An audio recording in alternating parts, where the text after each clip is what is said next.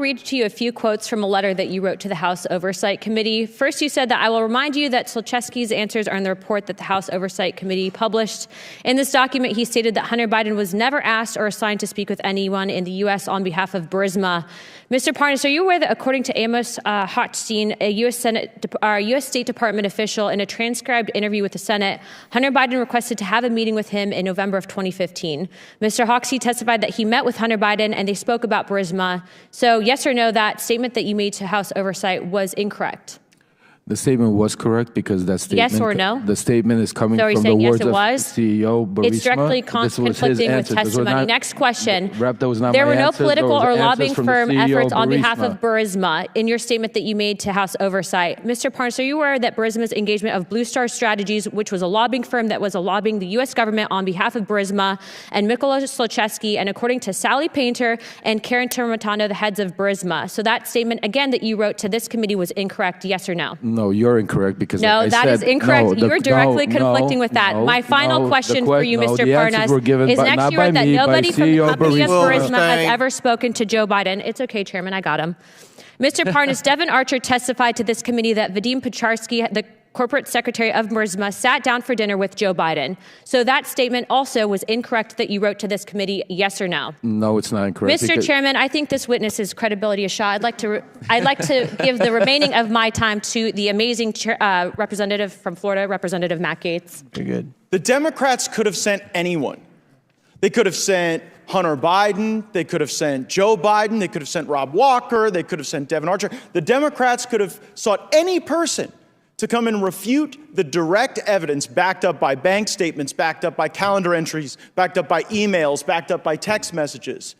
And who did the Democrats send to clear the name of Joe and Hunter Biden?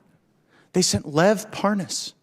Lev Parnas, who was charged with enough crimes and violating our campaign finance laws to, serve 50 years, but he gets 4 months. And the big, grand criminal conspiracy Mr. Parnas is involved in is using Russian oligarch money to try to get marijuana licenses, which seems odd, and then using that Russian money to plow into campaigns in order to achieve that objective. But the fraud he committed wasn't just on our election system by plowing Russian money, it was also a fraud on his own investors who didn't get it. So I guess, Mr. Bobulinski, as you hear Maxwell Frost, my colleague on the Democrat side, say that Mr. Parnas, fresh off of his prison time, is the most credible witness we've had to address these business dealings. What's your reaction to that? I think it's laughable that the Democrats are asking Lev Parnas to weigh in on my credibility, a convicted felon that served jail time. I have an impeccable record. Now, he warned me earlier in this hearing that they're coming for me.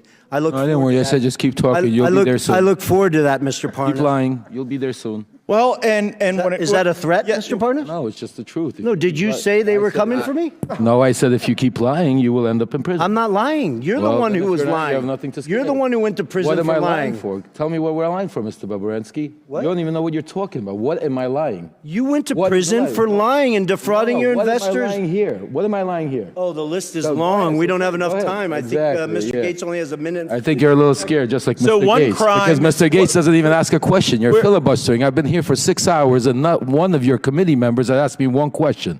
You want to hear the truth? I asked a question about your illegal business dealings. I've been here for 7 hours. Mr. Bobulinski, ask me some questions. Fraud is a crime, right? Go ahead. Ask Correct. me. Fraud is a crime. Fraud is a crime, and you observed fraud on the part of the Bidens, right? I did, crystal clear. So much so I had an independent law firm spend $300,000 to analyze that fraud and put together a fully ready, fileable lawsuit against the Biden family. And bribery is a crime, right? Correct. And what you observed with Joe Biden trying to get you into this business deal with Hunter Biden, what you later learned about that business deal and how the money was flowing from the Chinese Communist Party to Hunter Biden, to other members of the Biden family, did that concern you as a potential feature of money laundering? It did. It did. I started to grow concern after I met Joe Biden.